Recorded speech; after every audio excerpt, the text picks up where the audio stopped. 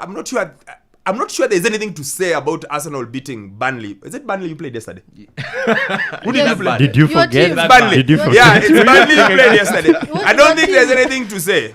I'm not sure there is, but you can tell me. I don't know. The only thing to say is, and I said this again a few weeks ago, if Saka plays well, if Saka gets in amongst the goals, Arsenal lift up. A few weeks ago, I gave you a stat. He'd scored, 2 goals. I don't know in how long, in 3 months or whatever. Now, the last few weeks, he's there.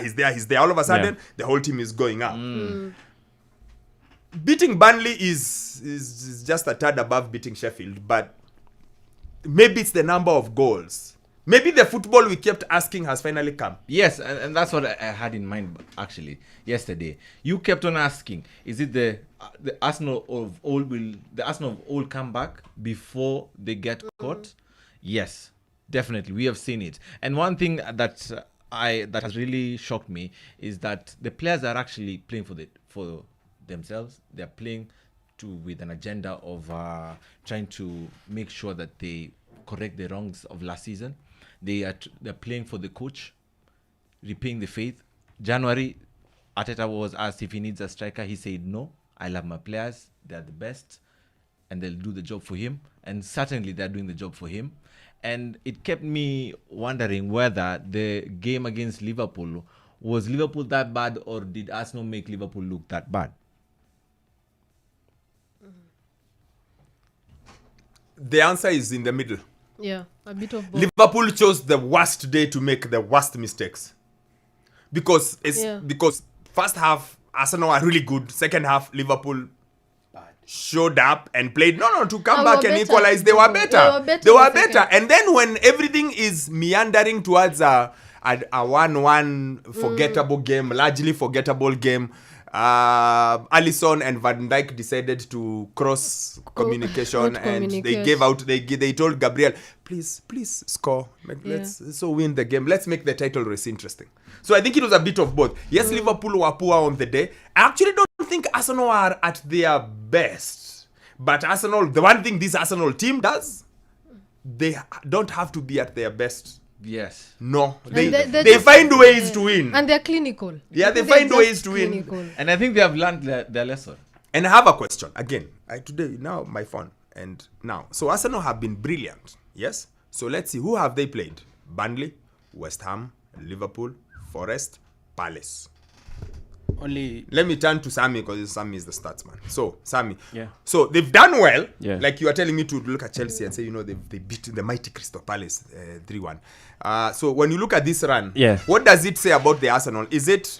Are they clicking into form or have they also had a friendly fixture list to get their momentum going? No, they have stuck into good form because you ran away when they had only 1 win out of 7, and then they were not even scoring goals, right? And now since they came back,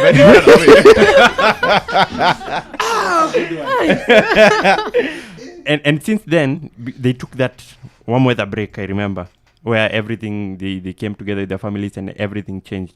And since then, it doesn't matter who is even starting there. It could be even Trossard. Gabriel Jesus is not even in the squad right now, but they're still delivering. Kai Havertz, to your credit, is now even scoring goals. So I think it's a change in form for all of them this time round, that all of them, they have just decided and all of them are scoring goals rather than those fixtures, because they just lost to West Ham last year. And they beat them 6-0. Yeah, so they've just clicked into gear in the right time right now, and they're beefing up their goal difference. Could turn into that. It's actually, and that's the thing. It's just that's not been winning. the main thing.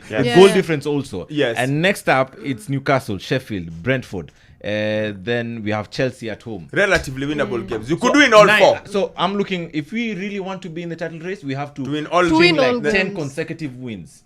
Those games are winnable. Yeah, I think Newcastle. So we've won 5. Newcastle, Sheffield. There's Newcastle, Sheffield, Brentford at home, Sheffield away. It doesn't matter where. Chelsea at home. Then Manchester City after the international break. So those are all winnable. So the secret is travel to Saudi Arabia, then have a nice break, then come back. Yeah, because they've scored 21 goals in the last 5 The secret is just believing in Arteta. I think Arsenal's secret is their defense. As much as they're scoring really well up front, their defense has been top notch. Look at how they defend. Gabriel and Saliba have been really solid. I'm not so sure. I'm not so sold out on what Zinchenko offers, but Ben White can do something with that. So, Zini offers yes, a yes, lot. Sammy. No, on the defense, I don't think I'll praise them so much for stopping a West Ham side that is not scoring right now, and also for Burnley side that has only scored more goals than one side in the Premier League this season. So I think it's more the attack. The difference, actually, I think, against Fulham when we lost 2-1, we were playing a lot of sideways football. Right now, it's front, very fast, quick.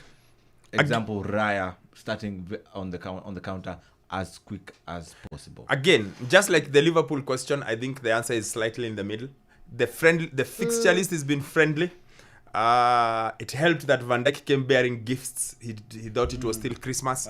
But also, those, as friendly as it is, those wins help create a momentum. Yeah, The momentum now yes. gets going, and like you said, crucially, the goal difference now is healthy.